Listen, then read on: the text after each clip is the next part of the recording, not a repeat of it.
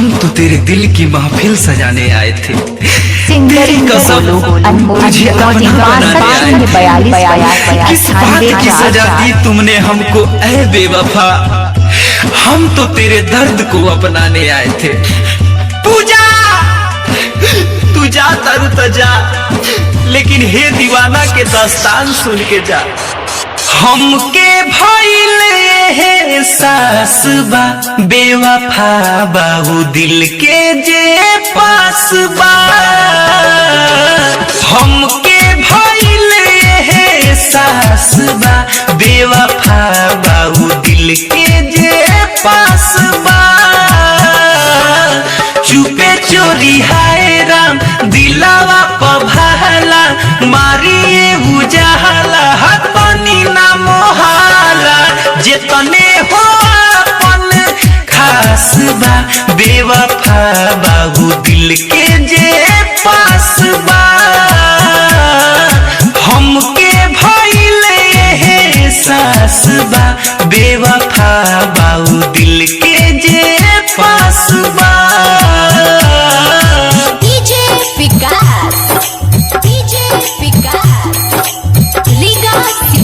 Singer बोलो जो दिल में बस जाया करते हैं वही अक्सर दिल को तोड़ जाया करते हैं। कुछ लोग दर्द को बयां नहीं करते, बस चुपचाप बिखर जाया करते हैं, बिखर जाया करते हैं। दिलबर जानम दिलदार कहे हरदम, फिर काहे के हो जाले बेरहम। दिलबर जानम दिलदार कहे हरदम, फिर काहे के हो जाले बेरहम। अपना बना के करेले पराया, झूठा हो के बातें सब मोह माया। अब ना केहू पर विश्वास बा बेवफा बाबू दिल के जे पास बा। हमके भइले है सास बा बेवफा बाबू दिल के जे पास बा। सिवा कोई मेरे जज्बात में नहीं, आँखों में नमी है जो बरसात में नहीं।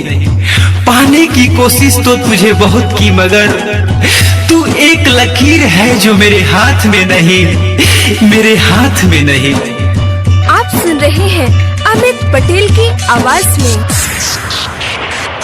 पल पल हर पल जे याद आवेला, उहे मरलो के ना बहद आवेला।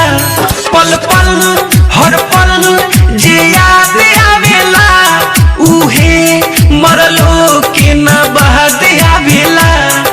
जाना जे पहिले दुनिया के खेला, रहती अमित हो सबसे अकेला। अपने पायब नायास बा बेवफा बाबू दिल के जे पास बा। हमके भइले है सास बा बेवफा बाबू दिल के जे पास बा। सिंगर बोलो 6242